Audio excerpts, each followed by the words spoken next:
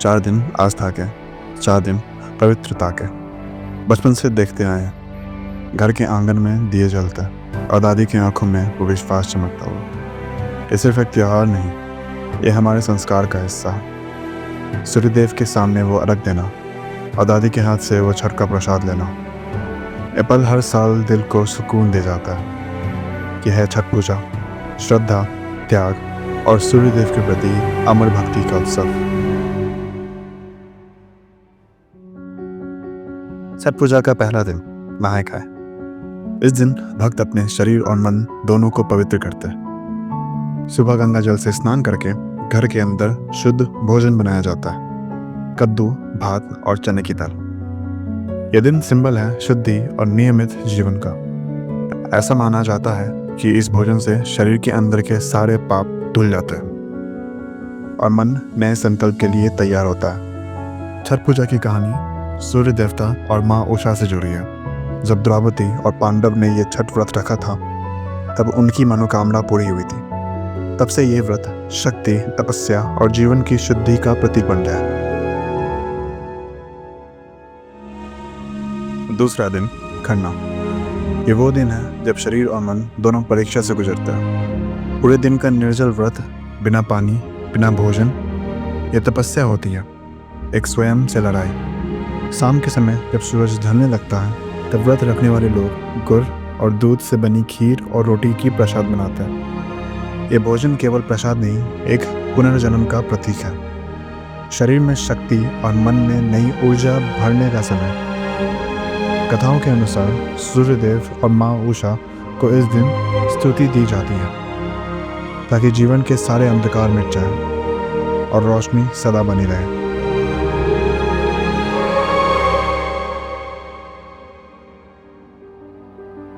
तीसरा दिन संध्या अर्घ। ये छठ का सबसे दिव्य और दृश्य रूप होता है। जब सूरज ढलने लगता है, लोग घाट की ओर जाते हैं, हाथ में सूप और मन में श्रद्धा लेकर। यह अर्घ दिया जाता है अस्ताचलगामी सूर्य को। डूबते हुए सूरज को प्रणाम करना ये मानव जीवन का एक गहरा संदेश है कि हर अंत एक नई शुरुआत का प्रारंभ होती है। इस पल में प्रकृति और भक्ति एक हो जाती है। पानी की लहरों पर दिया जलाए जाते हैं और हर आंख में सिर्फ एक दुआ होती है, सुख, शांति और सुरक्षा सबके जीवन में बनी रहे। पुराणों के अनुसार ये वो समय है जब माँ उषा और माँ प्रत्युषा सूर्यदेव के साथ आकाश में आती हैं और भक्तों की प्रार्थना स्वयं सुनती है। आखिरी दिन भोर अर्घ का। रात अब ढल चुकी होती है, लेकिन सूर्य अभी पूरी तरह उतरा नहीं होता। घाट पर ठंड की एक हल्की सी लहर है, पानी के ऊपर दुआओं सा तैरता हुआ। भक्त अपने हाथ में सूप लिए पानी में कदम रखते, आंखें बंद किए अपने अंदर के प्रकाश को महसूस करते हैं। यह अर्घ सिर्फ सूर्यदेव को नहीं दिया जाता, यह दिया जाता है नई रोशनी को, अपनी नई उम्मीदों को और उन सपनों को जो हर अंधकार के बाद फिर से जगते हैं। भोर अर्घ का अर्थ है अंधकार से प्रकाश की तरफ। जैसे सूरज धरती को नई जिंदगी देता है, वैसे ये दिन हर भक्त के दिल में एक नई आस जगाता है। कहानी कहती है, जब प्रभु श्री राम और सीता वनवास से अयोध्या वापस आए थे, तब अयोध्या की नारियों ने सूर्यदेव की आराधना की थी, उनके जीवन में फिर से प्रकाश लाने के लिए।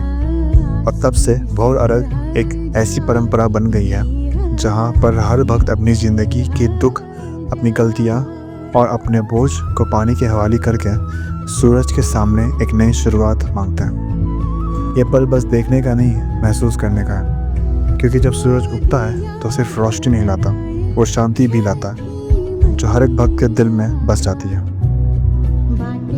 छठ सिर्फ एक त्योहार नहीं, ये प्रकृति के प्रति श्रद्धा का उत्सव है। 4 दिन तक की तपस्या, व्रत और भक्ति के बाद यह त्योहार हमें सिखाता है कि रोशनी हमेशा लौट कर आती है, चाहे रात कितनी भी लंबी क्यों ना हो। छठ पर कभी खत्म नहीं होते, ये तो हर दिल में एक वादा छोड़ जाती है कि हम हर साल फिर मिलेंगे सूर्यदेव के सामने एक नई प्रार्थना के साथ।